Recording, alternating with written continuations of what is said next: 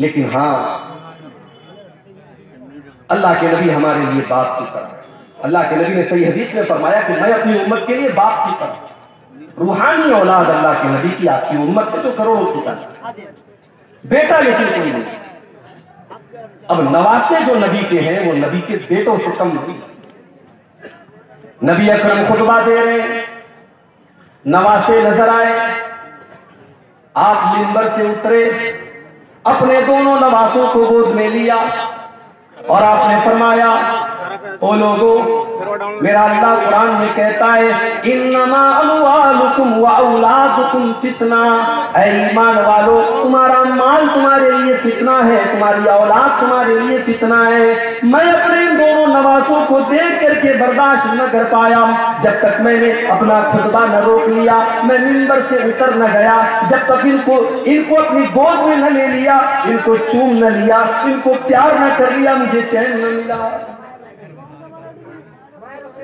तो माल और औलाद, ये दो चीजें इंसान की जिंदगी में बड़ी इंपॉर्टेंट है।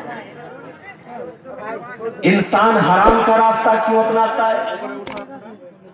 मेरे नौजवान साथियों, ये अलग बात है कि जब आप जवान हो जाते हैं तो आपको अपने बूढ़े बाप की पेशानी पर बुढ़ापे की लकीरें बुरी लगने लगती हैं, मगर कभी गौर करना कि अपने बच्चों के लिए माँ बाप क्या क्या करते हैं।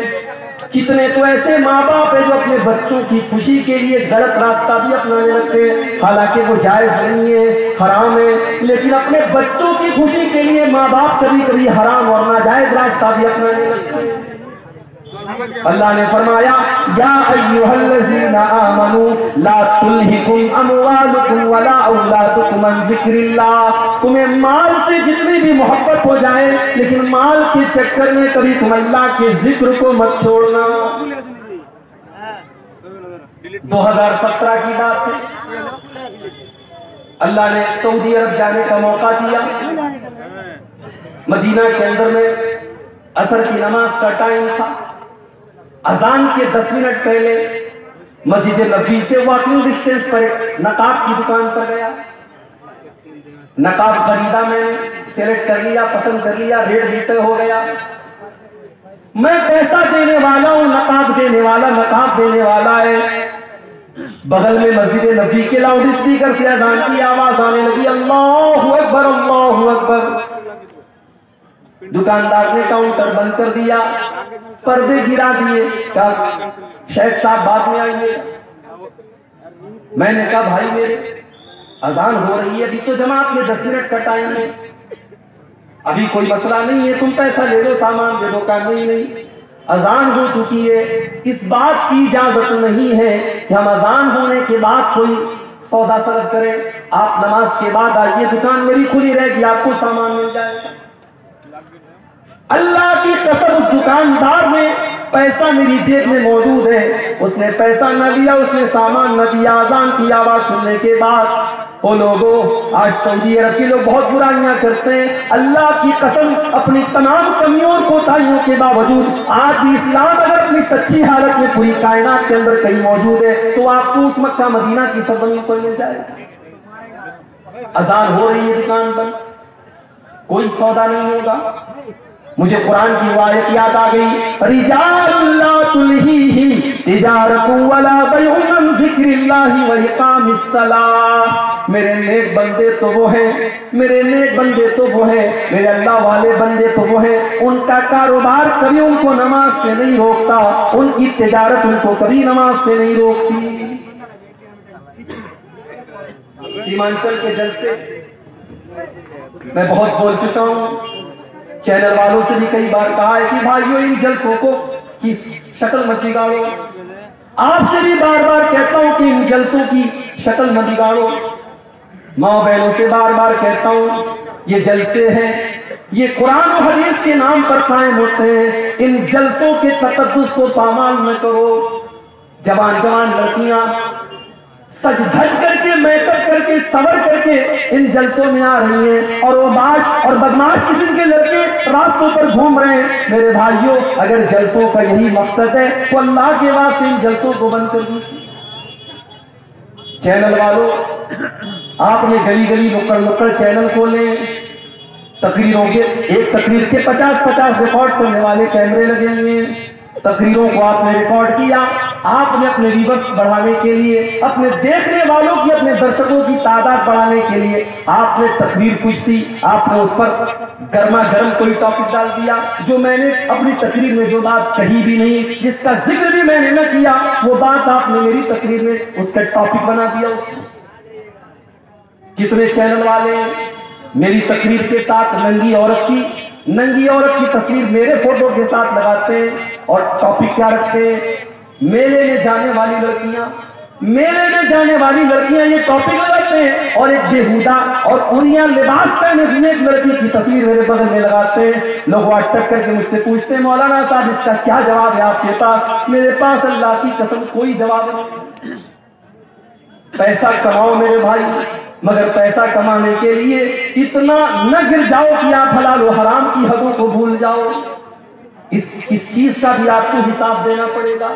आपने तकरीर के अल्लाह और उसके रसूल की बातों को सुनने वाली चीज के ऊपर आपने इतना गंदा थंबनेल लगाया है, कल आखिरत में आप क्या जवाब देंगे मेरे भाई? अल्लाह ने कुरान में फरमाया इन्नल्लज़ीना युहिब्बूना अन तशियल फाहिशतु फिल्लज़ीना आमनू लहुम अज़ाबुन अलीमुन फिद दुनिया वल आखिरह। जो लोग ईमान वालों के दरमियान बेहयाई को फैलाते हैं, वल्गैरिटी को फैलाते हैं, नंगेपन को फैलाते हैं, उनको आखिरत में जो अजाब होगा उनको दुनिया में भी दर्दनाक अजाब होगा। आपने नंगेपन को फैलाया, आपने ओरियानियत को फैलाया, इससे तो अच्छा था बॉलीवुड की हीरोइनों के इंटरव्यू ले लेते, इससे तो अच्छा था बॉलीवुड के गानों को रिकॉर्ड करके अपने चैनल पे डाल लेते, कम से कम तकरीरें तो बदनाम ना होती, कम से कम जलसे तो बदनाम ना होते। क्या हो रहा है जलसों के नाम पर? क्या क्या हो रहा है हमारे, क्या क्या फर्क? इतने जलसे हो रहे हैं मगर हमारा नौजवान नमाज से आती दूर है। अल्लाह ने फरमाया ला तुल्हिकुम अमवालुकुम वला औलादुकुम अन ज़िक्रिल्लाह। माल के चक्कर में तुम अल्लाह को भूल न जाना, औलाद के चक्कर में तुम अल्लाह को भूल न जाना। और आज अगर कोई अल्लाह को भूल गया, उसकी जिंदगी में सब कुछ है, अल्लाह नहीं है, अल्लाह का जिक्र नहीं है, नमाज नहीं है, अल्लाह को याद नहीं करता है, तो दुनिया में तो जो होगा आखिरत में क्या होगा? वमन आरदा अन ज़िक्री फइन्न लहू मईशतन ज़ंका। जो हमें याद नहीं करेगा, जिसकी जिंदगी में सब कुछ होगा लेकिन अल्लाह नहीं होगा, उसकी जिंदगी को हम बेचैनी वाली जिंदगी बना देंगे। वो करोड़ों और लाखों कमाएगा लेकिन उसके घर में चैन न होगा। सास बहू के झगड़े उसके घर में होंगे, भाई भाई के झगड़े उसके घर में होंगे, उसके घर में ननद भाभी के झगड़े होंगे, उसके घर में देवरानी जेठानी के झगड़े होंगे, उसके घर में न चैन होगा न सुकून होगा, उसके बच्चे बीमार होंगे जो हमको याद नहीं करेगा। फइन्न लहू मईशतन ज़ंका। उसकी जिंदगी बेचैनी वाली बन जाएगी। वनहशुरुहु यौमल क़ियामति आमा। और कल क़यामत के दिन में से इंसान को अंधा बना करके उठाएंगे। क़ाल रब्बि लिमा हशरतनी आमा। वो कहेगा अल्लाह मैं तो दुनिया में अच्छा खासा देखा करता था, मैं आज अंधा कैसे हो गया? अल्लाह फरमाएगा कज़ालिका अततका आयातुना फनसीतहा व कज़ालिकल यौम तुनसा। मेरे बंदे तेरे सामने कुरान की आयतें पढ़ी गई, तेरे सामने नमाज की अहमियत बताई गई, तेरे सामने बेहयाई की बुराई की गई, मगर तू बेहयाई के काम करता रहा, तू नमाज को छोड़ता रहा, तू अल्लाह की याद से गाफिल रहा। जब तू दुनिया में अंधा बन गया तो आज हमने तुझको अंधा बना दिया। तो ये पहली आयत है कि अपने माल और औलाद के चक्कर में अल्लाह को मत। वमन यफअल ज़ालिका। और जो माल के चक्कर में अल्लाह को भूल जाएगा, जो औलाद के चक्कर में अल्लाह को भूल जाएगा, फउलाइका हुमुल खासिरून। उससे ज्यादा घाटे का सौदा कोई नहीं कर रहा है। हम ये समझ रहे हैं कि साहब हम दुकान कर रहे हैं नमाज छोड़ करके, हमारी दुकान में बड़ी बरकत हो रही, बड़ा पैसा आ रहा है। नहीं, पैसा तो आ रहा है मगर आप घाटे का सौदा। जानते हो फायदे का सौदा किसको कहते हैं? आओ एक मिसाल आपको देता हूं, फायदे का सौदा किसको कहते हैं। अल्लाह के नबी अपने साहबा के साथ बैठे हुए, एक सहाबी आते अय अल्लाह के नबी, मैं अपने बाग की चार दीवारी कर रहा हूँ, मेरा खजूरों का बाग है, मैं उसकी बाउंड्री कर रहा हूँ, और बाउंड्री करने में मेरे पड़ोसी का एक खजूर का पेड़ आ रहा है, मैं उससे कह रहा हूँ कि ये खजूरों का पेड़ तुम मुझे दे दो, लेकिन वो मुझे देने को तैयार नहीं है।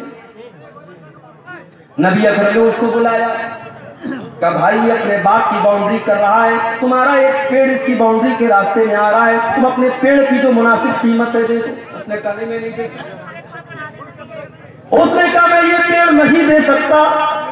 अल्लाह के नबी ने फरमाया कि तो बताओ तुम्हें क्या चाहिए। उसने कहा हाँ, अगर इस एक खजूर के पेड़ के बदले में मुझे पूरा एक बाग दे दिया जाए तो मैं वो बाग के बदले में मैं एक खजूर का पेड़ दे दूंगा।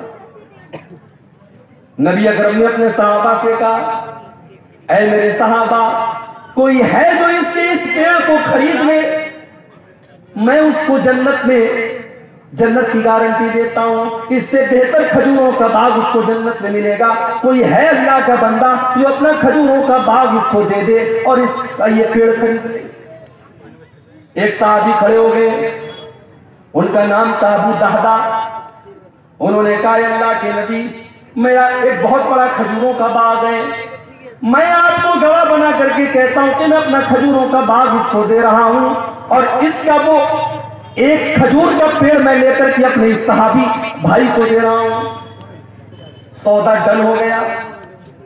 अबू दादा दौड़े दौड़े घर आए, उनकी बीवी उसी बाग में गई हुई थी। मुस्नद अहमद के अल्फाज हैं, हजरत अबू दादा बाग के दरवाजे पर पहुंचे और बीवी को आवाज दी, ऐ उम्मे दादा, ऐ मेरी बीवी, तुम जल्दी से इस बाग से निकल जाओ, ये बाग मैंने अल्लाह की राह में दे दिया है। ऐ मेरी बीवी, मैंने एक खजूर के पेड़ के बदले में इस बाग को खरीद लिया है, इस बाग को बेच दिया है, और मुझे अल्लाह के नबी ने इस पर जन्नत में इससे बेहतरीन बाग की गारंटी दी है। आज के दौर की औरतें होती तो शौहर की ये बात सुनकर के चार बातें सुनाती कि आपसे बड़ा बेवकूफ कोई नहीं, आपसे बड़ा स्टूपिड कोई नहीं देखा कि आप एक पेड़ के बदले आप इतना बेहतरीन बात आप बेच करके चले आए। आज की औरतें होती तो चार ताने मारती। लेकिन मेरी प्यारी माँ बहनों, नबी की साहब, आपकी जिंदगी भी क्या जिंदगी थी। उम्मे दादा उस बात से निकलती हैं और अपने शौहर से कहती हैं, ऐ मेरे शौहर, आपने बड़े फायदे का सौदा किया है, आपने बड़े मुनाफे का सौदा किया है, आपने जन्नत के बाग के बदले अपने बाग को दे दिया है, आपने कोई घाटे का सौदा न किया। ये थे साहबा। एक और साहबी थे, उनका नाम था सुहैब रूमी। हमारे यहाँ शेरशाबादी चलता है, अंसारी चलता है। इसी बिहार में दरभंगा में एक गांव है, वहां सड़क में दीवार बनी है, एक तरफ से अंसारियों का रास्ता है, एक तरफ से शेख का रास्ता है। अंसारी के रास्ते से शेख नहीं जा सकता, शेख के रास्ते से अंसारी नहीं जा सकता। हम तो बिरादरियों में बटे हुए हैं, ठीक है, बिरादरी है तो है, लेकिन बिरादरी कोई फख्र की चीज नहीं है। शेरशाबादी ये सोचे मैं शेख और अंसारी और खान से अच्छा हूँ, खान ये सोचे मैं अंसारी से बेहतर हूँ, अंसारी ये सोचे मैं फला से बेहतर हूँ। ये इस्लाम की तालीम नहीं है। इन्ना अक्रमकुम इंदल्लाहि अत्काकुम, बिरादरी की बुनियाद पर किसी को कोई इज्जत हासिल नहीं है। नबी के सहाबा में आप देखें वैरायटी है सहाबा। सलमान फारसी ईरान के रहने वाले, सुहैब रूमी रूम के रहने वाले, इसी तरीके से हजरत बिलाल हबशा के रहने वाले। कोई गोरा है, कोई काला है, कोई ईरान का है, कोई हबशा का है, लेकिन नबी के सारे सहाबा दर्जे में और मकाम में सहाबी होने के एतबार से बराबर है, सहाबी होने के एतबार से बराबर है। हजरत बिलाल तो गुलाम थे, उनको हजरत अबू बकर ने खरीद करके आजाद किया था, और हजरत उमर कहा करते थे आका का सैयदोना सैयदना, बिलाल भी हमारा आका और अबू बकर भी हमारा आका, हमारे आका ने हमारे आका को खरीद करके आजाद किया।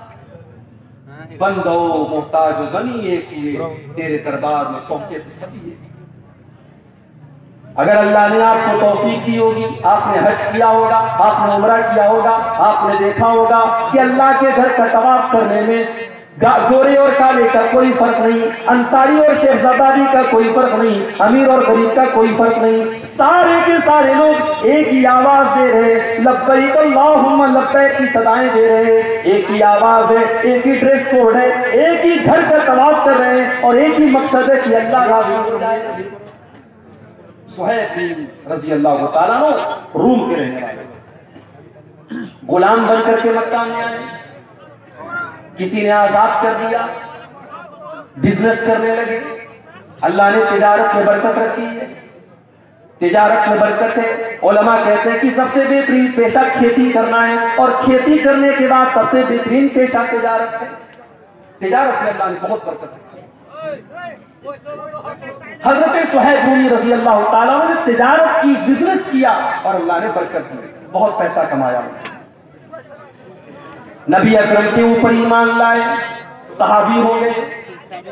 फिर एक ऐसा मौका आया कि अल्लाह के प्यारे नबी मदीना चले गए।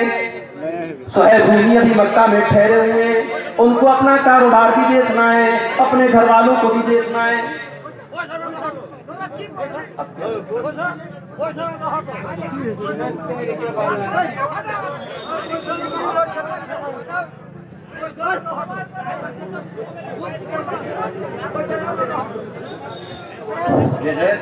आप हज़रात से गुजारिश है इत्मीनान से सुने और सुनने वाले को सुनने दें,